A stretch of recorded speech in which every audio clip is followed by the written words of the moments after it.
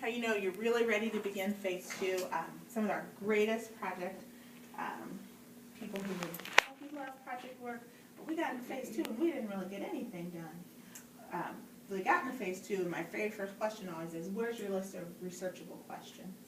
Because your kids need to know what they're looking for. It's great. It's a great time to talk about all the things we know about the topic, and it does build relationships, but if you don't ever start to generate questions with them, then they have no direction really in phase 2. It will definitely flop because they don't know what they're looking for. So they have a list of researchable questions. Just always remember that. I know I'm ready to go in when I've got not questions like, you know, what color is a bug? How many dots are on a ladybug? What you mean thick researchable ones? And you might only have 10, but if they're deep questions, you know you're ready to move on. The components of phase 2, field visits, which are really different than field trips in the sense that when students go on a field visit, they have a very distinct purpose. This green book on the project approach, and Katie made copies of this for you that I'll pass out in a little bit, shows you specific jobs that students can be doing when they're on a field visit. Now you're going to have to, in older grades, you're going to need to ingest this for your kids. But like there's a group doing a project on the supermarket, and so there were people there who were assigned to writing. They were going to be writing down the people's roles, the different produces that were there, and then the sounds.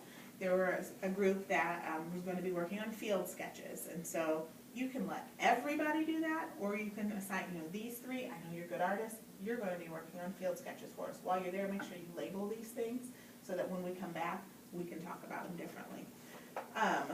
Numbers, because we know we have to be talking about math, so look at all the different ways. Oh, I saw a clearance sign for 10% off. Make sure they're writing down different things like that. Things you can measure, diagrams, processes, photographs. It's kind of you don't have to just stick with these things, but it's a great guide to get started when you're thinking about your topic. And yes, I know that we don't get to field trip that often, so sometimes we have to be very creative. A lot of people can come to us. I know Indy Parks has they have a few different like nature trailers that you can have come out to us. I know that I'm willing to share, like I have a phenomenal STEM teacher, and he's got snakes, and he's got turtles, and he's got mice, and we've already loaned one of our snakes out to Harrison Hill because a class is thinking about, where that came from? No. a class is thinking about doing a project on snakes, and they want to get a pet snake, and so they're playing with him, but then you can Skype with him, and he can be an expert for your class too. There are a lot of snakes in the building. The next piece, field visits, if we can't do that, because I know we've got like one, and so a lot of times people like to save it up to make sure it's a rock solid one. But you've got these cornfields over here too. You could at least do a field visit there to the golf course. Is having a guest expert. Yes. Our project? No, I'm just kidding. We went to the golf course once. We had the golf people. We had the Lawrence North or Lawrence Central golf instructor come out. He was a guest expert. He brought some Lawrence Central students who were golfers, and then they walked. It was a third grade class. They walked to that golf course. And play golf. I don't know if they played. Ah. They were learning about this space, but it's good for like the mounds, and it gets into some third and fourth grade Standards. stuff. Okay. Yeah. Anyway, guest experts. If you can't go there, the next best thing is bring it here. And a guest expert is anyone who knows more about the topic than you do. So, anyone. So I'm going to have Stacey Craven be a guest expert about Advocare for me, because I don't know a lot about it.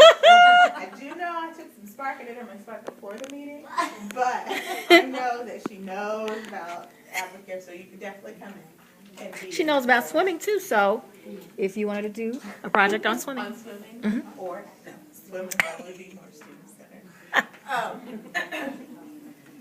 Observational drawings, which are really different than memory drawings, because you're looking at a topic straight on, or you're looking at an object straight on. You typically are in a nice position. You're sitting in some nice chairs. Your backs feel good.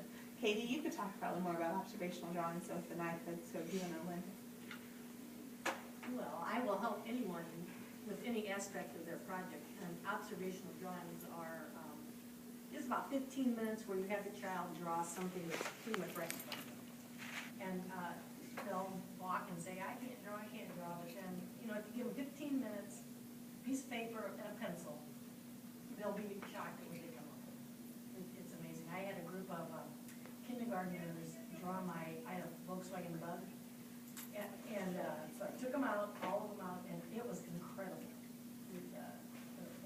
What they turned out, it looked exactly like my car. So, I mean, you just tell them, just draw what you see.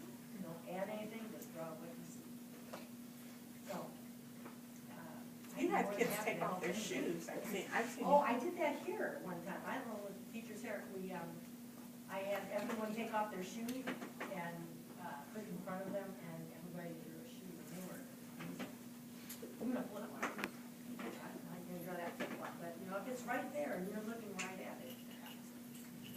You could do a project on shoes. Mm-hmm. Yeah.